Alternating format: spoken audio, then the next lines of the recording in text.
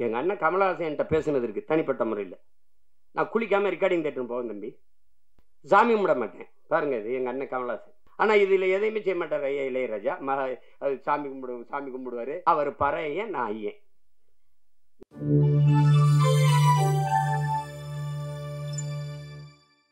எத்தனை 100 ஆண்டுகளாக அந்த வழி துரத்துகிறது. இன்றும் பல நந்தன்கள், பல ஆயிரம் நந்தன்கள்.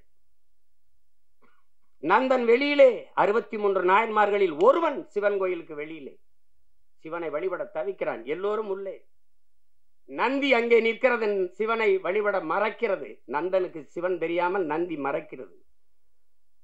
அதை பார்த்த சிவன் நந்தியை நகர்த்தி வைத்தான் என்பது வரலாறு, கதை. அப்போது என்ன கேட்க தோண்டும்? எந்த ஒரு மானுடனுக்கும் ஒரு கேள்வி எழும் இல்லையா? நந்தியை நகர்த்தி வைத்த சிவன் நந்தா உள்ளவாடா என்று ஏன் கூப்பிடல? இந்த கேள்வி எழுமா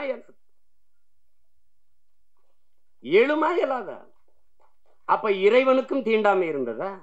நீனும் சாதிய பாகுபாடு பார்த்தாயா? பாருங்க, இந்த கேள்விதான் படம், நந்தன் படம். சாதிய இழிவை துடைத்தெறிய போராடாமல் இருப்பதை விட செத்து ஒளிவதே மேலானது. அண்ணல் அம்பேத்கர். இந்த வார்த்தையில வலி இருக்குதா? அது உணர முடியுதா? என்னைக்காவது என் உடன் பிறந்தவர்களே, நீங்கள் இருந்து சாப்பிட்டு எழுந்த இடத்தை தண்ணீர் விட்டு கழுவியதை நீங்கள் பார்த்ததுண்டா? இந்த தெருவிலே நீ நடக்கக்கூடாது, இந்த கோயிலுக்குள் வரக்கூடாது என்று சொன்னதை நீங்கள் கேட்டதுண்டா?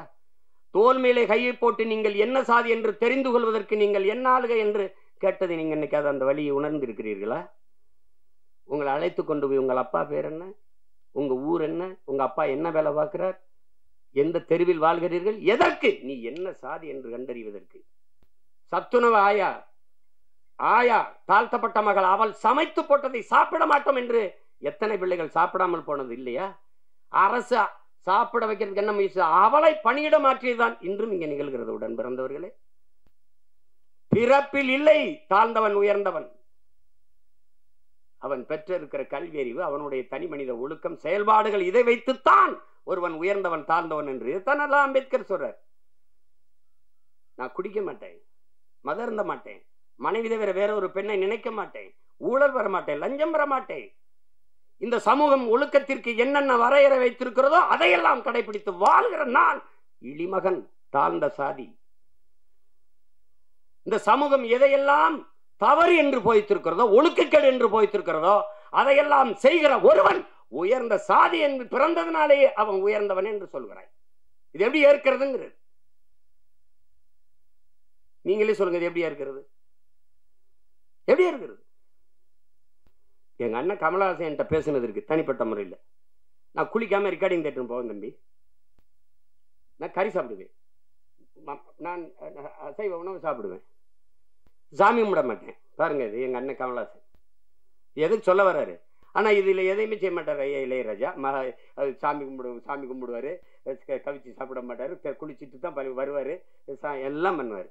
அவர் பறையன், நான் ஐயன். புரியுதா? இந்த வேறுபாடு புரியுதா? சமூகம் எப்படி கட்டமைச்சிருக்கு பாருங்க. இப்ப யாரு உயர்ந்தவர்? எது உயர்ந்தது? எதன் அடிப்படையில் நம்ம அதை பார்க்கிறோம்? அதான் பிரச்சனை.